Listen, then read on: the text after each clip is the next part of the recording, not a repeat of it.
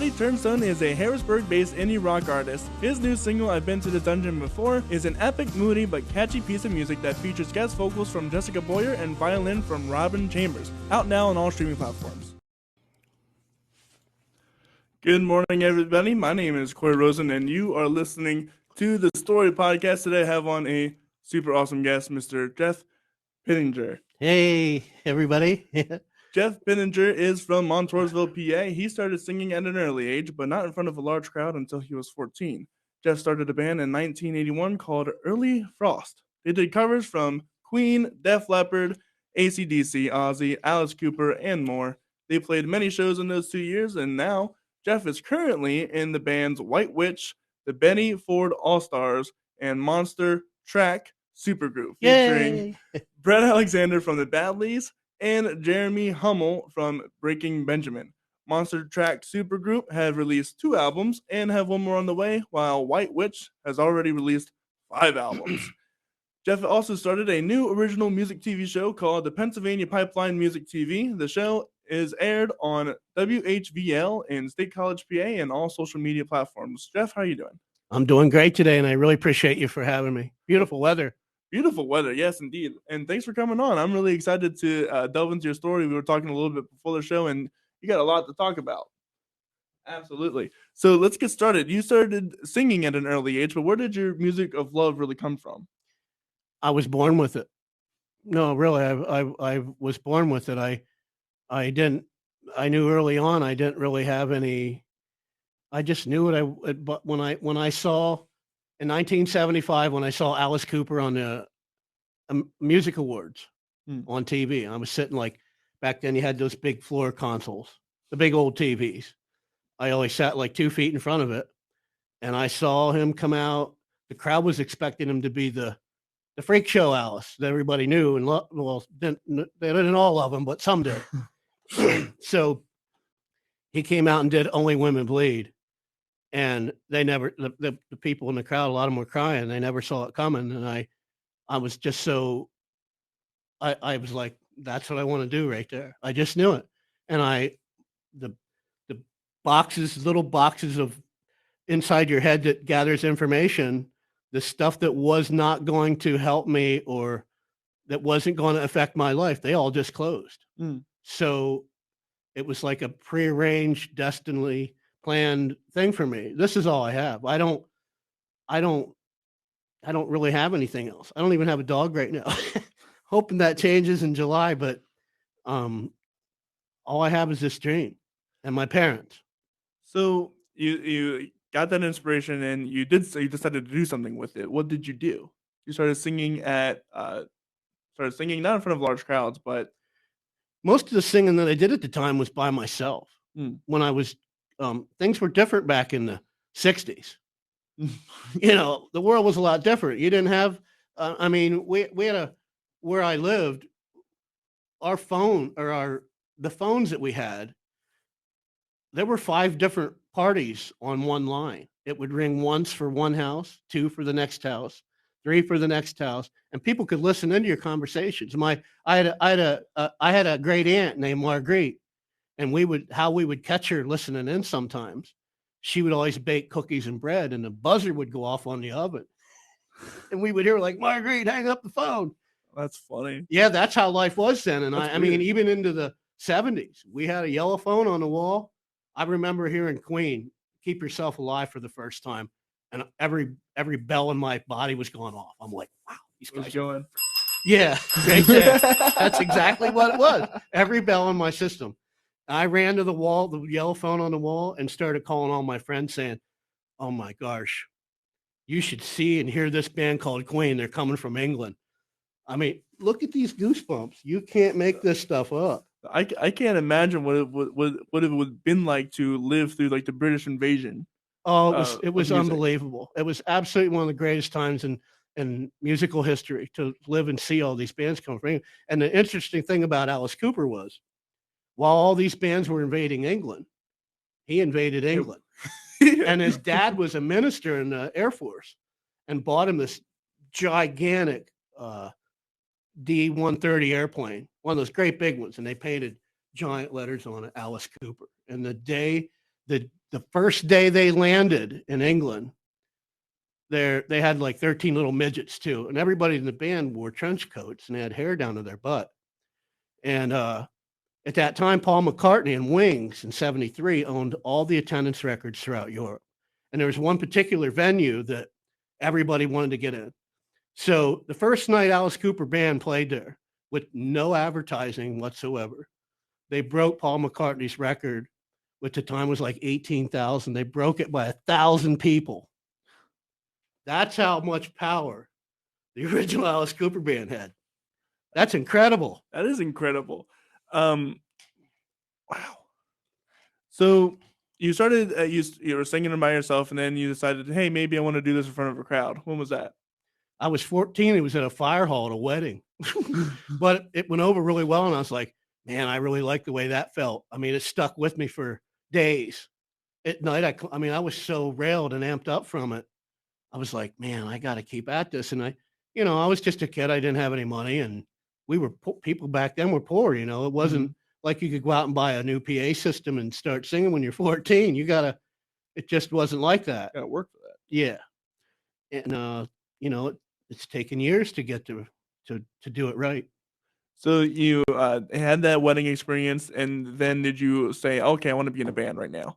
Yeah, I knew I wanted to be a singer. I didn't, I don't have any ways or means or things to do that. And a lot of people around you that I would say they thought it was just completely outlandish. I mean, back then nobody said stuff like that. Right. They just didn't say stuff like that because nobody did it.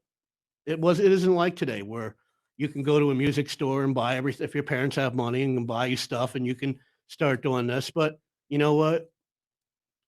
I'm grateful that I was born at a time where I got to see. I tell this to people, and I'm going to tell this right now, to all the people that are down and think things are really bad and so forth. Just think about this. The people that are my age or close to it were born into a time where you got to see every great band from the time they stepped onto the stage, watching their stardom to the rise till the day they die. We've seen it all. And it's not just music. It's NASCAR, it's boxing, it's baseball, football, basketball. I got to see every great game that was ever played, dude. You know what? I got to see it for free. I got a free ticket to see and experience every great thing that's ever happened on this planet. So you guys definitely lived during the golden age of American influence, for sure. Absolutely. I'm so blessed to be born. I was born July 23rd, 1961. So I seen it all. Hey, you got to see Star Wars and Jurassic Park. Not counting, that's right. Not counting all the great movies. Yeah. All the great Westerns, I seen it all, dude, from the time it happened. And so, when did you decide to start a band? When did you get involved with that kind of thing? Well, I got things together, and it was between 81 or real early in 82 that I started Early Frost. Early Frost. And, I went out, I managed because I didn't really like school. I did when I was young. My first, second grade, I never missed a day. But when I got to like seventh, I knew that this was not going to be school. Working. It's not going to be any part of my future. I did go to college at WAC for broadcasting, and I had the best primetime slot on Thursday night because the students went home on Friday. So I had the 8 to 11 slot on Thursday night, and I debuted albums from like Def Leppard, High and Dry, George Thorogood, bands that were just releasing stuff. That's crazy. And I got to debut. I can't even count how many albums I debuted, but it didn't get me off. It didn't get me off enough. I mean, I love music, but that just wasn't getting to that spot, where this just ain't enough for me. Right. Then I started a band, and I knew right away, I'm like, oh man, this feels really, really good. And all those are going off.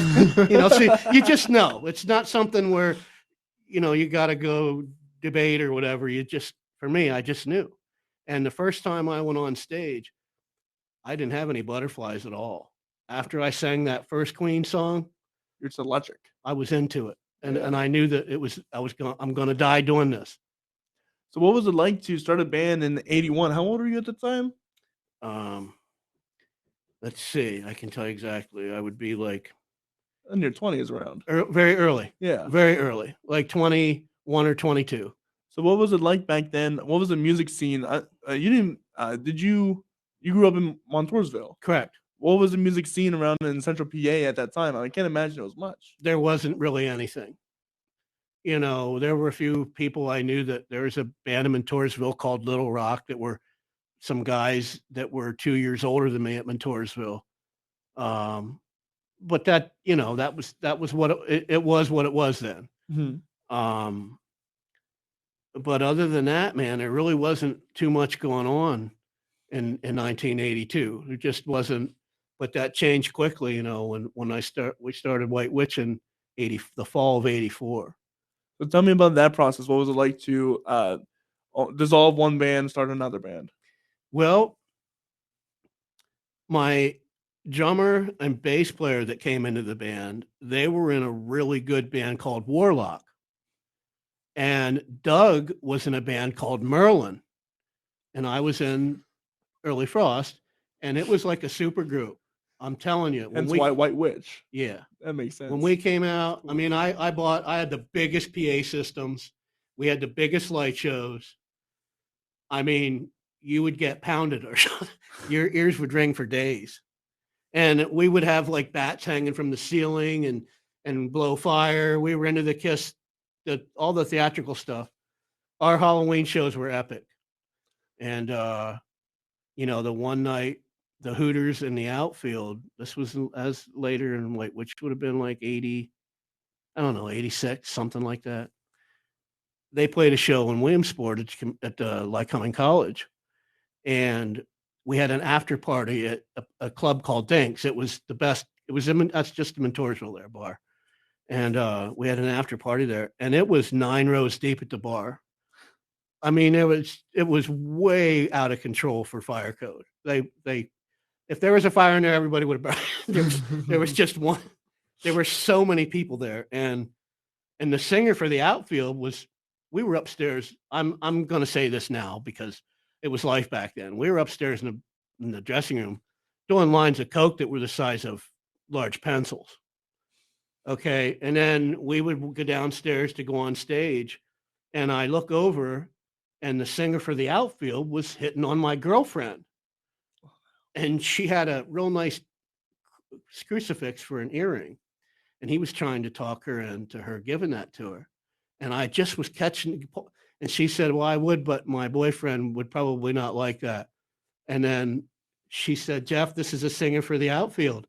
And he looked at me and he's like, hey, mate. And just then they announced us to go on stage. So I'm heading up there. And when we came on, I seen that dude's eyes. And I know he's probably saw a little bit over in England, but he ain't never seen nothing like White Witch. His eyeballs were the size of grapefruits. And he was just like, because it was a spectacle of for an unknown band in a state of Pennsylvania at that time, worldwide, we were completely unknown. And it was something like that stuck into my mind. Those kind of stories are, you know who the outfield is. Say It Isn't So, and yeah, Josie's on a vacation far away. Right. I have a thing right now, but that's that band. And so time went on, and we started recording, putting out records. We opened for Steppenwolf in '85. It was unbelievable. I got hung. I was in a witch outfit, an 88-year-old seamstress from Minnesota that made clothes for bands like Motley Crue and Ozzy. I managed to get a hold of her. Anyway, I got hung on stage, and the crowd flipped out. That's crazy. And at the time when we were done playing, the crowd chanted for 10 minutes straight. 7,000 people. White Witch, White Witch, White Witch. I've had that happen in my brain in sleep 1,000 times since that day. And those are the kinds of things that keep an old dog like me going. For sure. I can still hear it in my sleep sometimes. That's incredible, man. It's those moments that really make all this worth it, isn't it? Oh, absolutely. Yeah, that's what gets you from. They're stepping stones. Mhm. It gets you from part A to part B and part C, and without those dreams and those moments, I mean, You'll quit. life's pretty vile, Yeah. man. It's stagnant if you don't have something to believe in. And so for that band, were you a songwriter primarily? You were a singer on that in the band, but were you songwriting? How was the process like for writing music? Um, I was a singer and a writer. We all wrote. Everybody in it. Well, we collectively wrote our songs. I mean, Doug would write some of the music. I'd write the words. George would write, or Jack Death, as his stage name was. I don't even know where he's at today, but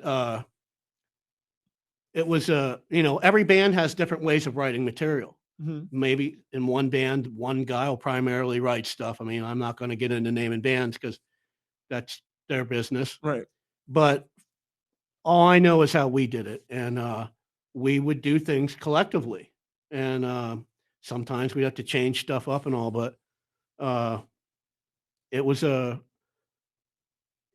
one of the most beautiful things that I've been fortunate enough to live through in my life.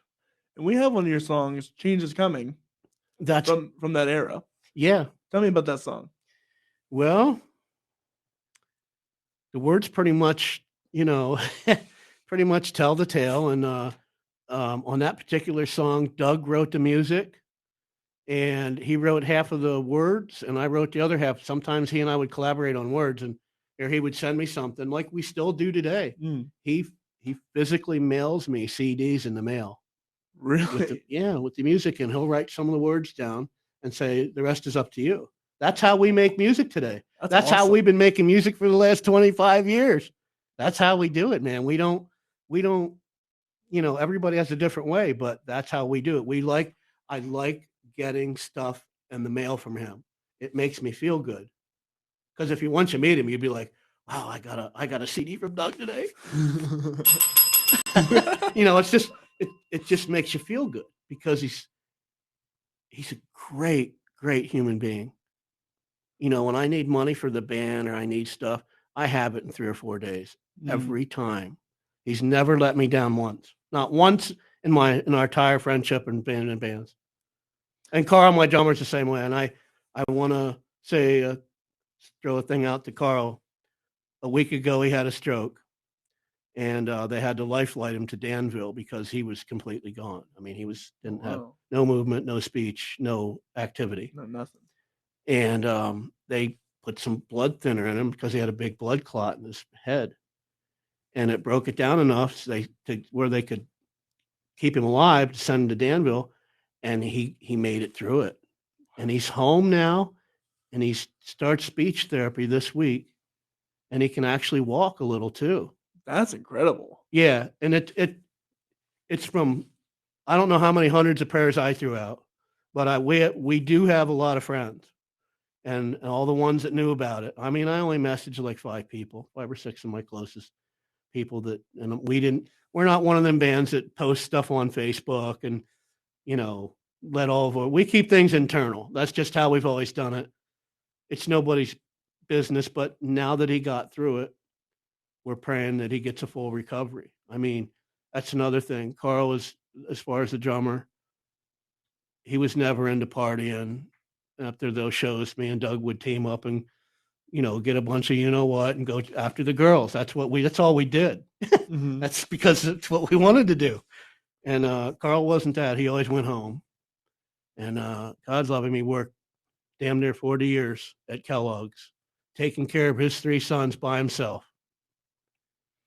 And then he retired a year ago, and then this happened. So, all these young bands out there that think you got it figured out, the older you get and the harder you push your dream, there's going to be things that happen. And a lot of them are just, big time adversity. Mm-hmm. When you start losing friends and things just start coming unraveled. It's just life. And it's going to happen to everybody. Everybody is going to go through some kind of thing. And don't look at, your dream as, oh, I failed at this, or oh, woe is me. I don't want to fail at this. You have to look at it as a loving life thing and consider it a blessing that you're even playing and making music. It's not whether you're going to fail or not, dude. In this world we're in now, very few bands are going to be successful. Yeah. At being huge. Right. And to have this thing where, oh, I don't want to fail, or that's not how you should look at it. No, and you should be able to define your own success. You know, exactly. Don't compare yourselves to people who don't compare yourselves to Justin Bieber or like big bands like that. I mean, first of all, they were kind of born into that life as it was anyway. Yeah. And you have to say, okay, what is the goal for band A that I have? If one goal that I want to do is play 5 shows a month, that's success. Yeah. You do that, that's a success. Yeah. That's okay. And you shouldn't be so caught up in, we're going to do this or we're going to do that. And we got a couple hundred views on Spotify or YouTube. That's all great and all, but don't lose sight of what you're doing it for. Exactly. You got to love it. It's inside of you. That's why you do it. You're not looking to. Not about the numbers. Yeah, it's really not. And it took me a while because I'm guilty of that too. When I was younger, I'm like, oh, I'm going to do this. And as time goes by, you're like, you know what?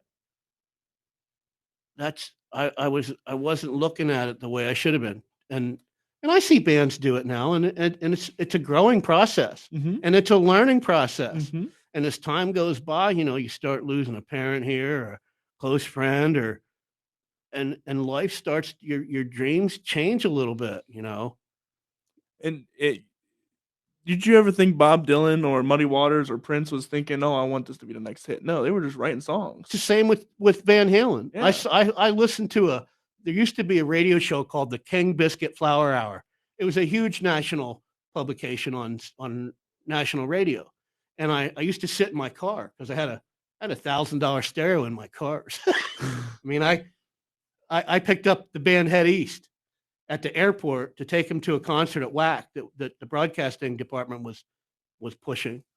And I had the keyboard player and the drummer in my back seat of a 73 Chevy Impala, painted beautiful acrylic. I mean, I spent a lot of money on the paint. Yeah.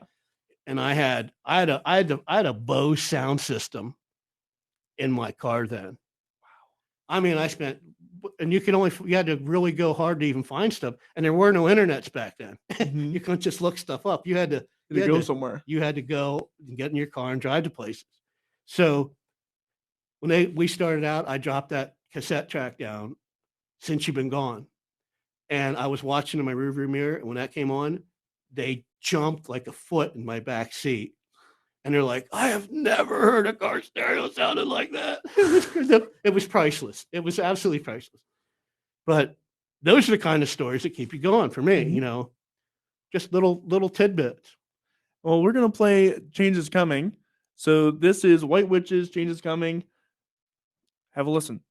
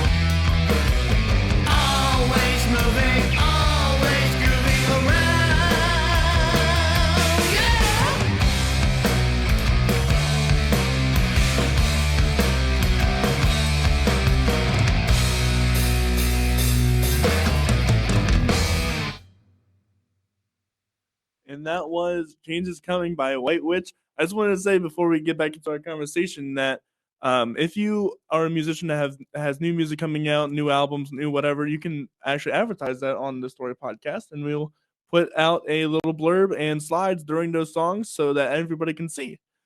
Back to our conversation. We were having a conversation during the song about failure and success. You want to go on about that? Yes. I want to say this because my goal is not to offend anybody, especially the younger bands. But I want to say this because this is a fact of life. Failure is a prerequisite for success. Mm-hmm. You are going to learn more from your failures than you ever will from your successes. And you have to fail before you can succeed. Absolutely. There's no way around that. And you can say, oh, he's this or he's that. But I'm a lot older than most of you. And I've seen it and lived it. Believe me, I have. And I'm just telling you that don't get so upset when you fail. You should nurture that and say, you know what? I learned from this. It's going to make you bigger, better, and stronger. So don't get caught up if you have something fails here or there. Just move it aside or go over it, and it'll make you better. I promise. Yeah, and that even goes for a wide range of things too. Because I'll even say, well, if you focus on what you messed up, you're not going to get better. Like it's the same idea during a song. If you mess up during the song, you better not focus on that because you're going to mess up the entire rest of the song. That's a fact. And the same thing goes for bigger stuff. Like I had a senior recital here, and I thought I knew what I was doing, but obviously I didn't. And I forgot to have a proper rehearsal where people knew when they were going on. So there was a situation where things didn't go as smoothly as they could have. And yeah, I was embarrassed. Yeah, it hurt. But you know what? I'm not going to do it again. Exactly. Yeah. They're the kind of things that you learn from the first time. And some lessons in life. Every person's different on how they handle things. Some people, they'll make the same mistake over and over and over and over and over and over. Some lessons, ouch, man, that hurt. It only takes one time. You're like, I'll never do that again. Absolutely. And that's called being human. It's a process you have to go through to get stronger, smarter, and better. It's just a fact of life. And so, moving on into the story of your career, after White Witches, you start up another band called the Track Supergroup. Tell me about that. Why'd you start it? What's going on? A lot of my friends were telling me that I should do. They're like, White Witches is a very cool band, but we would like you to record some songs from the 60s and 70s that are more intimate and softer. Because White Witch is a hard rock band. Not that real heavy stuff, but it's a hard rock band. Right. And the name kind of people, they get reservations until they hear the music and like, oh, that's not bad. You know what I mean? Because my guitar player, I'm just going to say, he's world class. You're Bret Alexander, right? Well, in that band he is, but yeah. For White Witch, Doug Lehman. I see, yeah. He's a pretty top shelf. And same with Bret. Bret can play like 6-7 instruments. He's one of those. This is what's great about having Bret as a friend. When you have somebody they call him 4 or 5 for ones. He's a producer. He's a director. He can play any instrument. He can sing back. There's so many things that he can do. It's like, he's one of my 5 for 1 friends or 4 for 1. The dudes that are multifaceted that can multitask or do multiple things, execute multiple things, and is at a very high level. That's what Bret is. He's one of the most intelligent human beings that I've ever, and I'm blessed to. And getting back to your question, people were asking me to do this stuff, so I gave Bret a call naturally, and he said, Jeff, I'd love to do that. And he said, I have just the right drummer in mind. And I said, who would that be? And he said, Jeremy Hummel. And I was like, you can get him? And he's like, well, for a project like this, I can. And it came together just like that. And Jeremy Hummel, for those who don't know, is the original drummer of Breaking Benjamin. Correct. Oh, he's one of those people that when we first met in the studio, he was different looking than me, and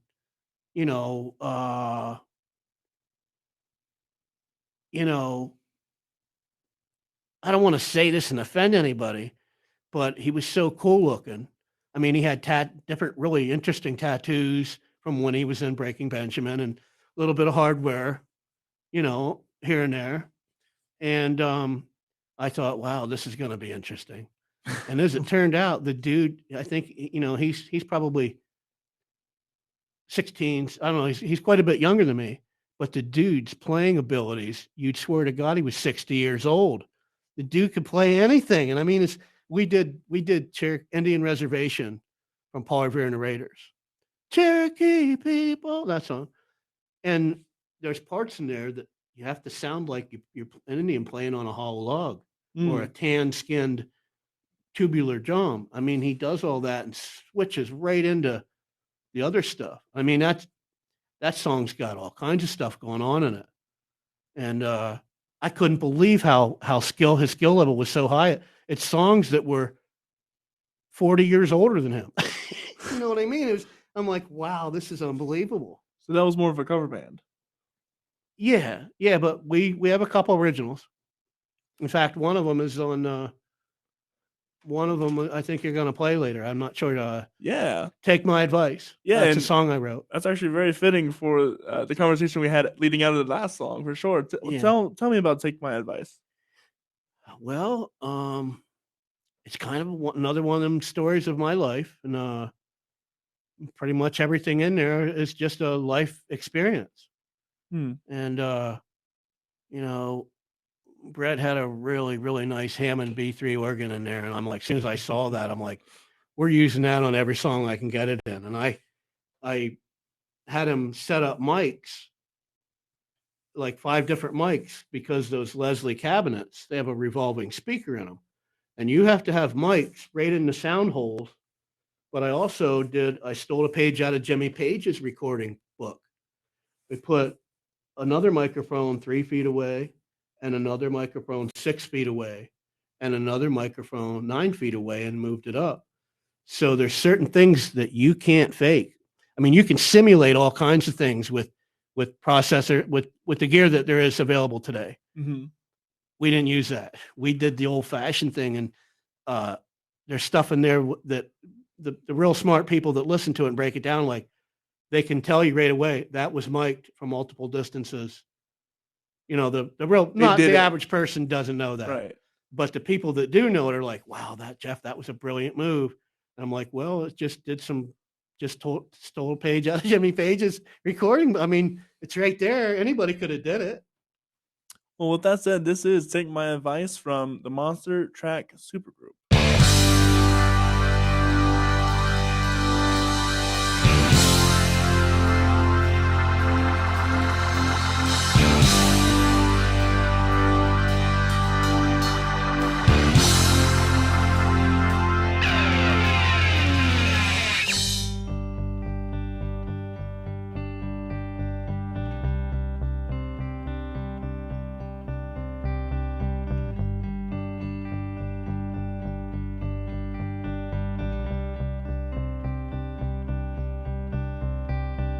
Take my advice, folks say to me, you're wasting the best years of life. Settle down, have a family with 2 cars, 2 kids, a wife. But I know what I want, I know what I need, I know that I'm going alone. The simple life ain't meant for me, so I'm gonna make it alone. I'm saying goodbye, but I'll be back for you, baby. I'm saying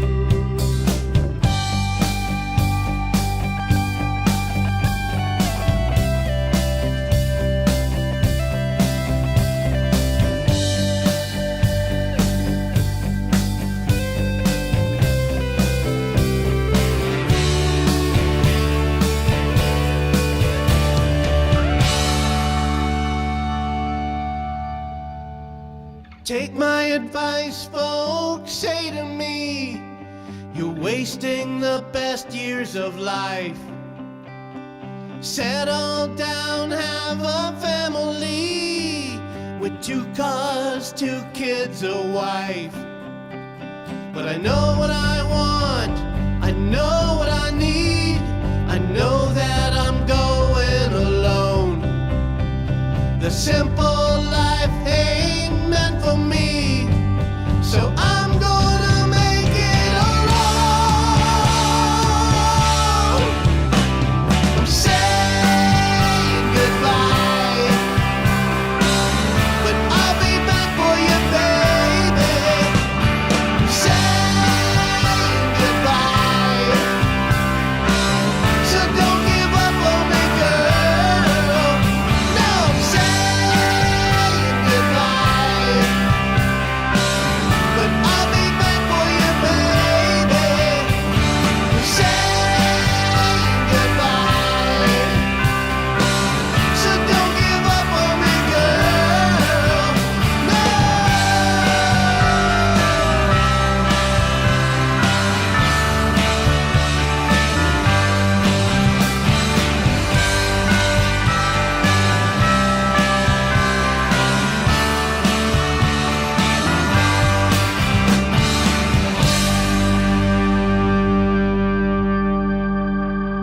And that was Take My Advice by the Monster Track Supergroup. Now we're kind of rounding out our time, but there's another topic I wanted to get to before we head off. You decided to start up a TV show. Yeah, 8 years ago, actually. This is our 8th season. Who would have ever thought that? Out of a garage in the middle of nowhere, So, tell me why. because I can. That's a fair enough point. And, you know, the way my life is now, I'm not able to travel on long distances or be out for long periods of time because I have 4 parents that I have to help if they need me that are in their late 80s. I have a mother and a stepdad and a father and a stepmother. And my game has changed. You know, I have responsibilities that are more important than my music. And the only thing in the world that's more important than my dream is my parents. Mm. That's it. Nobody else, nothing, no outside things, absolutely zero. And now my game has changed. So I had to figure out something that I could do at home that's only 150 feet from the house. I mean, because we've had things just go wrong. Like Steve Vai would say, it's just the way it is. Things are going to go wrong. It is, yeah. And I want to be there in case it does. Right. Because I love them dearly. And so I started this thing up. What's really neat is when I was little, I'm going to say this real quick. When I was little, we had a TV tower right across from where the studio is on the other hill. It's still there. The tower's still there. The wooden shed is kind of deteriorated, as you can imagine, from being back in the 70s. But we had a telephone cable, we had TV lines that went down to like 4 or 5 houses. And back then the cable, the TV cable was just bare copper. There was no coating on the outside of it. And every time it would snow, a tree branch landed on it or your TV's gone. Mm. So I remember trudging up through there as a little kid with my great uncle, fixing the TV so we would have TV. Then in 1981, my dad bought a 12-foot satellite dish. It was the second one in Lycoming County. He bought it from the guy that sold them. And for the first 6 months, I was seeing things that nothing was censored. You could see the parliamentary procedures in Israel. You could see all kinds of stuff. I mean, It was unlimited, and it was a free for all. You could see until the government stepped in, and It's like when TV was good, right? well, that's when this is before MTV that came right in, and MTV came in. But I mean, I saw a band called Honeymoon Suite. They have a song called New Girl Now. I got a new girl now. They're a real cool band. Anyway, I saw them from the Las Vegas cable channel. And I'm like, wow, these guys are really good. 6 months later, they were on MTV. I mean, there were so many I can't even name. And like Dexy Midnight Runners, Come on, Eileen. Oh, I swear. I saw that video before it was on TV. I'm like, wow, these guys are wild because they're wearing bib overalls, and you knew the song was pretty filthy. The lyrics were pretty. Right. Once you figure it all out, and I was like, and once they hit MTV, they exploded. I mean, that band exploded worldwide. They were licking that stuff up worldwide on a global level. And so, fast forward all the way to here, you decided to do it yourself. Yeah, I was like, my TV's been in my family's blood since I was real little, and it just seemed like something that I'd be good at or know a little bit about. And I was already got 35 years in the music business. I mean, I'm connected like a lightning rod to bands and musicians. So I thought, if I can get them to come out here, it's not like being in town. There's nothing out there except trees and bear and deer and coyotes and woodpeckers and stuff like that. There's nothing else there to molest your musical creative day. And it's working. People like coming. I've had bands say, I'd come out here. I'd be willing to pay $250 just to come out here and sit for the afternoon with my kids. Because we have people bring their kids. Some people bring their moms. Some people bring their girlfriends and their dog. We've had all different things out there. And, it's just it's a different experience. So what is the format of your show? We usually have 5 songs on each episode. I have sponsored commercials from like Bret Alexander and Coors Light, and I have some pretty heavy duty sponsors. And we put it all together with neat little things, and I try to keep it fresh, and we send it out, and it airs on WHVL and State College, which covers Johnstown, Altoona, and State College, and they're pumped into all the facilities at Penn State. So it's a pretty cool thing. What are some of the greatest guests that you think you've had on so far? Wow. In 8 years, as you can imagine, we've had lots and lots of bands. Because you do them quite often too. Like almost every weekend. But if it snows and it's really icy and stuff, I have to cancel them because I cannot allow someone to slip and fall, because it would just be a disastrous thing for me. So I'd rather, I send them a picture in the morning. This is what it looks like. You're going to have to come back up another day, because I want them to see exactly what it is for what it BS in there. For real. Yeah. So they know.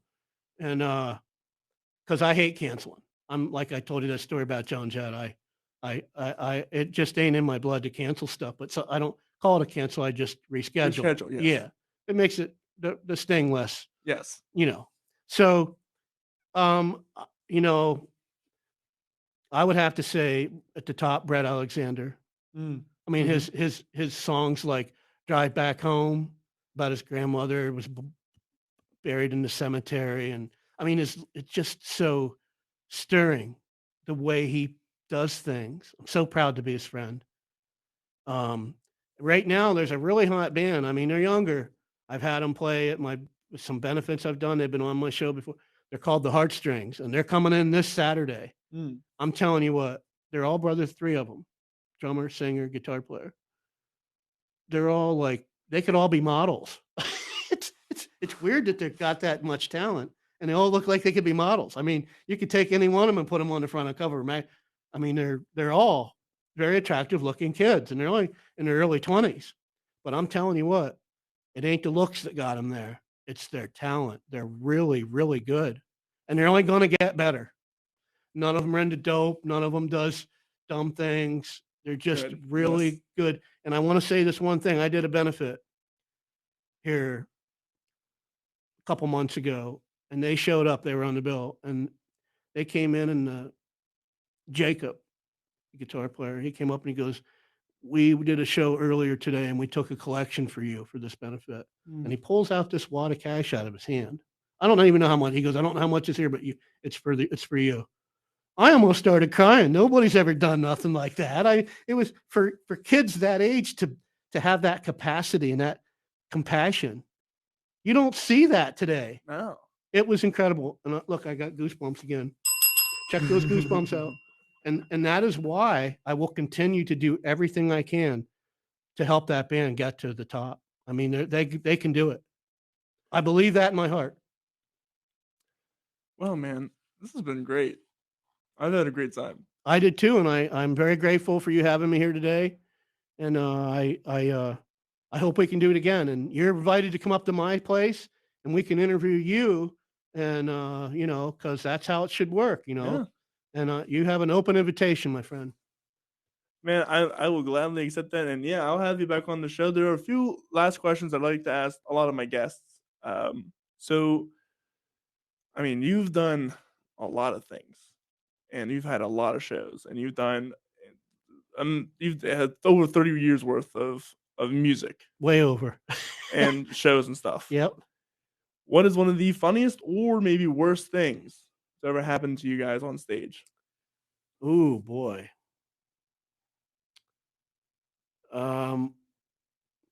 Well, I don't want to use the worst thing because I don't want to go there.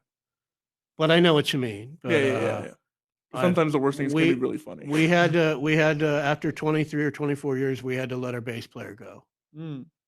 And it was hard, but we had one particular night at a place called the Log Cabin in Muncie. Huge, the place was packed. And we seen it coming for a long time, but this particular night was dreadful. And he was just completely unmanageable. Turning the back to the crowd, smoking cigarettes during our songs. Wow. And at the end of the night, my guitar player just came up to me and said, either you fire him or we're done. And I've been waiting, I knew it was coming, but I couldn't do it until I heard it from them.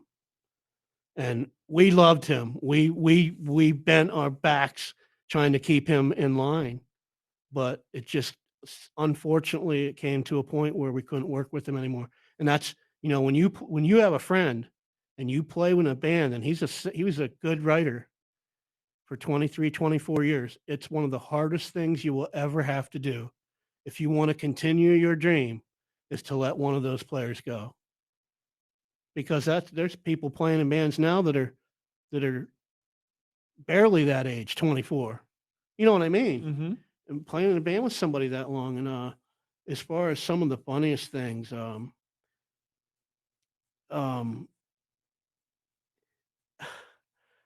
there's just too many for me to pick one. So I'm probably gonna have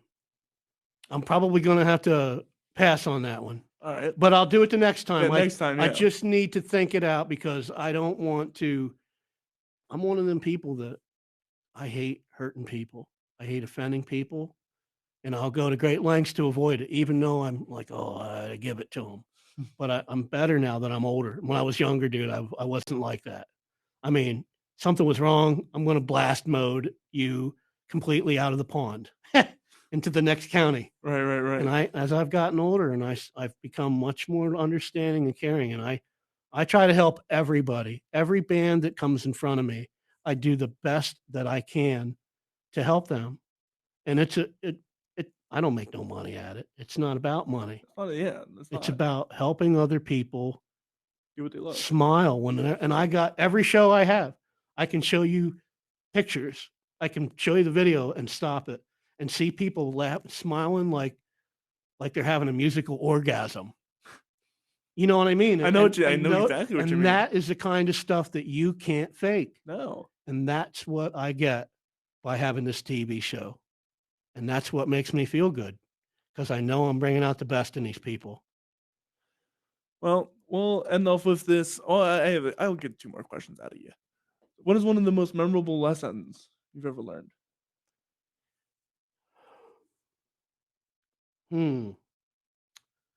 Boy, I tell you what, I'm not afraid to say this. I have failed, crashed and burned, and done stupid stuff thousands of times. I have failed more than anyone out there listening and watching. I have failed and done dumb stuff more than anyone that I know alive. And even at the time, I knew I shouldn't be doing this. Like what I've learned, I would say, if you really love your family, and your friends and you're on dope or you're an alcoholic, you need to stop because you're hurting people around you. And I've been in more mental institutions, rehabs, and, I've learned that I don't want to go back there. So I would say for the best thing I've learned is to love the life that you have, make the most of what you have, because one day you won't have it. One day it might be gone. It will be gone. One day you'll be gone. You'll be gone. So make the most of every day and try to do good. It's a great piece of advice. Thank you. Last question. What do you want to do next? What are some things you're working on? White Witch is going to be recording a couple new songs in May. I got Betty Ford going to be coming in. It's going to be a bunch of stuff coming in all on the same day. It's May 11th and May 12th. Because my guitar player is flying up from Florida because it's Mother's Day week. That's when he comes up to see his parents, I try to schedule things that we can accomplish. Because even though we can't play a lot like we used to, we keep making new albums and videos and putting those out, which, it's the game we have to play now. Mm-hmm. We have to play it that way. Mm-hmm. And like I said, I still get off on receiving a CD, a new song in the mail, because I'm like, I got a new CD from Doug today. And so I have Betty Ford, I have White Witch, and Monster Track are all going to record one or two songs. And we'll be putting out new music, and I really enjoy that. I love being in a studio with other musicians that I love. And, sometimes it gets a little gamey in there with the guys because it is what it is. Right. But it's a process. I mean, Van Gogh and Thomas Paine, their clothes used to rot right off of their body. Their clothes would fall off. You know what I mean? Yeah. I'm not comparing us to them, but I'm just saying that people that are insanely or talented or are doing something that's They're passionate. Yeah. Truly. They don't worry about that stuff. No, you're right. And I'm just giving you two examples. I can name 10 more, but those two particular people. In fact, Thomas Paine did more for our declaration than the people that are written on there. Mm. And when they would have events where they would need him to show up, like these royalty parties in the state of New York, he wouldn't ever take a bath. So they would hire these French maids, and he couldn't understand what they were saying, and they'd gang up on him quick and get him in a tub. That's really funny. That's a true story. I mean, it's just crazy that people that are really creative have crazy traits in there. You know what I mean? And I know what you mean. It's just a life. It is. They didn't worry about political. They just did what they wanted to do. Exactly. Well, I'm really happy to have you on. Be sure to check out the Pennsylvania Pipeline Music TV. The link will be in the description. They have a show. I mean, you have it recorded. Do you have a date when they usually debut? Well, we try to drop at least one a month. Mm. So I try to, there's never a set time. The last 2 months, Gotcha. The first landed on a Wednesday. We drop our stuff on Wednesdays. And I'm glad I picked that day and what's really neat is there's other people that are starting stuff, but they're all staying away from Wednesday. That's all I really care. I hope they all do good. I hope they all do, similar things, but just leave Wednesday go. Right. That's all I care. Because I wouldn't do it to anybody else. I would never, if I knew somebody had something kind of cool going, and it's the only thing they really had, I wouldn't be ignorant enough step on their to toes. step on their stuff and just say, you know what, I don't care. Because I'm not like that. No, and neither should anybody. No. The great thing about this area, I do believe, is that we're all willing to collaborate with each other and that we all support each other. Yup, and it's a beautiful thing. It is a beautiful It thing. is. It's rare. I'm telling everybody out there, there's a lot of crazy, messed up things going on in the world, but there is still a lot of beautiful things going on. You just have to look for them. And turn off the TV. Yes. Yeah. So this has been the Story Podcast. My name is Corey Rosen. This You can find out more about the show and what I do at CoreyRosenProductions.com. That's CORYROSEN Productions.com. There you can find out more about me and my personal projects and this podcast. And you can find out all past 133 episodes that I've done so far. Great. And we got more on the way. This Friday, we have renowned children's music artist Stephen Courtney. He has 5 songs on Sesame Street. If that says anything, that's amazing. And he has we're going to continue his story about talking about his award-winning children's show, the Stephen Courtney Channel. So I'm really excited to talk about that and what it's like to write music for children, because that's not an easy thing to do. No, it is not. And then this Saturday we have Adam Yarger. He is a country songwriter. He's doing incredible stuff, collaborating with some incredible country stars of today. So I'm really excited to talk to him about all of that. And then this next Sunday we have Big Mama. She is a music impersonator. Wow. So she will do cover songs of 60s, 70s, 80s, 50s, whatever, and will dress the era and will have the whole get up as if you were back when. That's neat. Yeah. So I'm really excited to talk to her, find out where she gets her dresses, and figure out, how do you put on an act that is over 50, 60, 70 years ago. Yeah. Yeah, that's a tough act to follow. I wouldn't want to have to come on after that. Well, with all that said, I hope you guys have a wonderful rest of the day, and we will see you guys later. Thank you very much, Corey. Of course. Bye.